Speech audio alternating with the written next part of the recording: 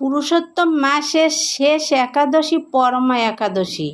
এই পরমা একাদশী ব্রতের মাহাত্ম্য পাঠ বা শ্রবণে অশ্বমেধ যজ্ঞের সমান ফল লাভ করা যায়।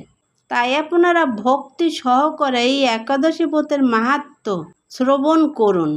একসময় ধর্মরাজ যুধিষ্ঠির ভগবান শ্রীকৃষ্ণকে জিজ্ঞাসা করেছিলেন, হে জনার্দন, অধিক মাসে কৃষ্ণপক্ষীয় পরমা একাদশীর মাহাত্ম্য কী?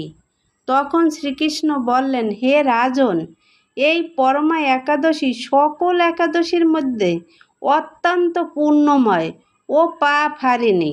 যে ব্যক্তি ভক্তি ভরে এই ব্রত পালন করে সে অসংখ্য পাপ থেকে মুক্তি লাভ করে এবং ভগবানের কৃপা প্রাপ্ত হয়।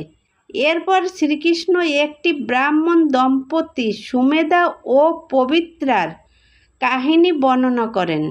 তারা অত্যন্ত দরিদ্র হলেও ভগবানের প্রতি অগাধ ভক্তি ছিল।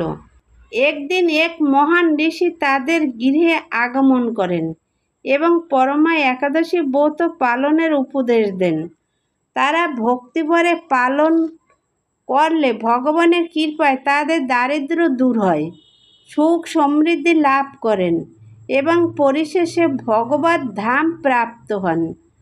শ্রীকৃষ্ণ আরও বলেন যে ব্যক্তি পরমা একাদশী ব্রত পালন করে সে ধর্ম, অর্থ, কাম ও মোক্ষ এই 4 পুরুষার্থের ফল লাভ করে।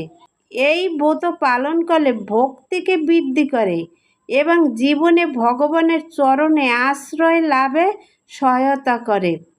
পরমা একাদশীর মূল শিক্ষা হলো উপবাসের চেয়ে বড় হলো ভগবানের নাম স্মরণ, কীর্তন, শাস্ত্রপাঠ ও একনিষ্ঠ ভক্তি।